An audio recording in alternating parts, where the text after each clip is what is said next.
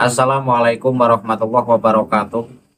Apa kabar untuk seluruh pemirsa video saya dari Sabang sampai Merauke? Semoga selalu diberi keberkahan, rahmat, dimudahkan segala urusannya, dimudahkan rizkinya, diberi kesehatan, serta diberi hidayah oleh Allah Subhanahu wa Ta'ala untuk orang-orang yang belum mendapatkannya. Kali ini saya mengomentari ceramah dari Habib Muhdhor. Ceramah ini ya biasa seperti ceramah Habib-Habib yang lain. Kalau dalam setiap podium tidak membahas keutamaan Ahlul Bait ini sehingga nggak Muhdhor, nggak Bahar, nggak Rizik, nggak Taufik. Ini semuanya kalau ceramah itu ya serempet-serempet bahas keutamaan Ahlul Bait. Lalu kemudian membahas pentingnya umat muslim menghormati Ahlul Bait. Kemudian ngancam-ngancam kalau membenci Ahlul Bait maka ancamannya neraka. Setelah itu baru mereka ngaku bahwa Habib-Habib adalah Ahlul Bait Rasulullah. Barang siapa yang membenci Habib, ya siap-siap saja masuk neraka. Dan ceramah Muhdhor ini juga sama, nggak beda jauh. Bahkan doktrin dari Muhdhor ini doktrinnya sangat-sangat keras. Artinya ancamannya ngeri. Tapi ada salah juga Muhdhor membaca hadis. Jadi saking menggebu-gebunya sampai Muhdhor ini salah menyampaikan redaksi hadisnya. Nah, seperti apa hadis yang dibaca Muhdhor dan salahnya di mana Habib Muhdhor dalam membaca hadis? Mari kita bahas bareng-bareng. Namun sebelumnya kita harus tonton dulu cuplikan ceramah dari Habib Muhdhor. Penonton bisa simak video yang akan tayang berikut ini.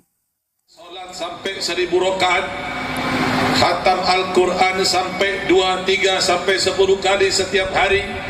Tapi kalau di dalam hati sampean tidak ada kecintaan terhadap Nabi Muhammad, wajib masuk ke dalam neraka jahanam. Kalau sudah cinta terhadap Nabi Muhammad, wajib cinta terhadap keluarga Nabi Muhammad sallallahu alaihi wasallam. Lebih-lebih kalau dilihat keluarga Nabi yang alim, pedai, wajib cinta. Orang yang benci terhadap keluarga Nabi, lebih-lebih yang alim, sudah bisa dipastikan kalau orang tersebut tidak bertobat kepada Allah Ta'ala, huwa min ahlin nar, dia termasuk golongan orang-orang yang masuk ke dalam neraka jahanam. Di dalam satu hadis Nabi Muhammad sallallahu alaihi wasallam bersabda, "Walladhi nafsi biyadihi la yubghiduna ahadun ahla baiti illa adkhalallahu an-nar." Saya bersumpah, kata Nabi Muhammad, demi nyawa saya dalam genggaman Allah, tidaklah orang membenci keluarga Nabi kecuali Allah akan memasukkan dirinya ke dalam neraka jahanam. Makanya kata Habib Saleh Tanggul, beliau mengatakan, kullama habbukum yahna yahna yahna bisyafa'ah minal mukhtar yaumul luqiyah. Barang siapa orang yang cinta pada keluarga Nabi, beruntung, ontong, janji aki oleh petoju, janji aki oleh petolong, boleh syafaah nanti pada hari pertemuan. Allahumma shalli ala Muhammad. Dan orang yang menghina, orang yang membenci keluarga Nabi, lebih-lebih yang alim, dia akan dihinakan oleh Allah Ta'ala. Dari video yang baru saja kita saksikan, Habib Muhdhor lagi bicara. Umat muslim walaupun sehari sholatnya sampai 1000 rakaat, bisa khatam Quran sampai 10 kali setiap hari, tapi kalau di hatinya ada rasa benci kepada Ahlul Bait, maka sia-sia ibadahnya. Bahkan kalau sampai umat muslim berani membenci Ahlul Bait, maka Rasulullah mengancam untuk memasukkannya orang tersebut ke dalam neraka. Ini sebuah doktrin yang sangat menakutkan, sehingga orang awam ini akan manggut-manggut saja dengan diancam memakai hadis tersebut. Padahal hadis yang dibaca oleh Habib Mukhdar ini tak sesederhana maknanya. Karena itu akan saya kupas makna yang dimaksud dalam hadis tersebut, sehingga sampai Rasulullah itu mengancam orang tersebut masuk ke dalam neraka. Hadis yang dibaca oleh Habib Mukhdar itu berbunyi, walladzi nafsi biyadihi la yubghiduna ahlal baiti ahadun illa adkhalallahu nar. Itu redaksi yang benar. Cuma Mukhdar salah membaca. Jadi Mukhdar membaca walladzi nafsi biyadihi la yubghiduna ahadun. Lafat ahadun didahulukan, kemudian ahlal baiti ditaruh setelah lafat ahadun. Padahal redaksi yang benar adalah la yubghiduna ahlal baiti baru lafat ahadun. Lalu illa adkhalahullahu nar, yang artinya demi Allah yang jiwaku berada di tangannya, tidaklah seseorang membenci kami ahlul bait, melainkan Allah akan memasukkannya ke dalam neraka. Ini kesalahan yang terlihat sepele, kelihatannya maknanya sama antara yang dibaca Mukhdar dan antara redaksi yang termaktub dalam kitab-kitab hadis. Kelihatannya maknanya mirip, tapi tidak. Maknanya ini menjadi mubalaghah, yang la yubghiduna ahlal baiti baru ahadun dengan la yubghiduna ahadun ahlal baiti ini secara ilmu balaghah punya makna yang berbeda. Kalau redaksi yang benar itu menunjukkan bahwa rasa kebencian sangat dalam kepada orang-orang yang mulia. Ini mubalaghah. Jadi rasa benci yang begitu mendalam kepada keluarga Nabi yang mulia, maka ancamannya neraka. Itu bedanya. Kemudian salahnya Mukhdar lagi membacanya kan la yubghiduna ahadun ahla baiti. Nah, ahla baiti. Padahal itu kan ahlal baiti, lafat al bait ada alnya. Ini salah dua, berarti Mukhdar salah membaca. Yang satu merubah posisi lafat ahadun didahulukan, kemudian ahlal baiti dibaca ahla baiti. Ini seseorang ini yang nggak boleh merubah susunan hadis ataupun ayat Al-Quran, ini nggak boleh dirubah-rubah. Sebagai bentuk kejujuran dalam menyampaikan ilmu, ya sampaikan sesuai redaksi aslinya, jangan dirubah-rubah. Nah inilah orang yang terlalu menggebu-gebu mendoktrin jamaahnya sampai membaca hadis saja keliru-keliru. Karena hadis yang dibaca Mukhdar ini terasa nggak begitu penting. Yang terpenting adalah umat muslim itu manjur untuk didoktrin agar takut untuk membenci ahlul bait yang kemudian mengerucut ke para Habib Alawi. Sehingga dengan umat muslim mampu didoktrin oleh Mukhdar, maka umat muslim ini menjadi manut-manut saja dengan para Habib Alawi. Mereka takut, mereka enggan untuk bersuara ketika terjadi perbedaan. Mereka pun akan selalu hormat kepada Habib Alawi, walaupun Habib Alawi ini pecicilan. Padahal kalau kita bedah arti hadis ini tidak sesederhana itu. Mari kita bedah artinya. Walladzi nafsi biyadihi la yubghiduna ahlal baiti ahadun illa adkhalahullahu naro. Yang perlu kita cermati adalah lafaz la yubghiduna. Walaupun ini dalam kitab As-Shahihah, kitab yang ditulis oleh Nasiruddin Al-Albani, yaitu kitab Silsilah Al-Ahadits As-Shahihah, halaman 643 jilid 5, ini redaksinya memakai la yabghudu, tetapi saya kira itu salah cetak. Yang benar seperti yang dibaca Muhdhar, yaitu la yubghidu memakai fi'il rubai. Jadi dari fi'il madhi abghadha yubghidu, bukan dari fi'il sulasi yang mudhari'nya yabghudu. Berarti yang benar la yubghidu. Lah, kenapa sampai memakai lafadz la yubghidu, memakai fi'il rubai? Yubghidu di situ punya arti yang sangat mendalam. Jadi seseorang yang begitu membenci kepada ahlul bait, begitu membenci ini artinya rasa bencinya itu sudah mendalam, sudah mendarah daging. Bahkan bisa disebut benci tanpa perlu alasan. Sehingga tidak ada benar-benarnya orang yang dibenci itu mau berbuat baik ya tetap dibenci. Karena memang bencinya sudah mendarah daging.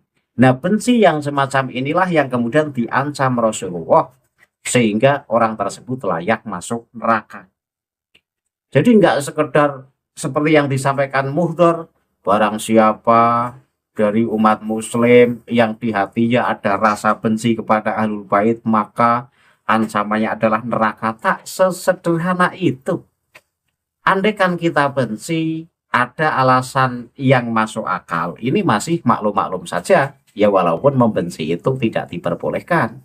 Tetapi perlu diingat, perlu dicatat bahwa benci yang ada alasannya atau sekedar benci, ini tidak masuk dalam ancaman hadis ini loh Pak Muhdhar. Katakanlah gini, satu contoh. Saya itu benci kepada para kabib di Indonesia. Yang saya benci kelakuannya karena sombong, pongah, suka menghina kiai-kiai pribumi. Nah, benci yang semacam ini karena saya melihat kelakuannya yang dipandang tidak layak dan etikanya itu tidak benar, maka benci yang tadi saya sebutkan itu tidak masuk dalam kategori hadis yang tadi dibaca. Bukan asal benci loh Pak Muhdhar.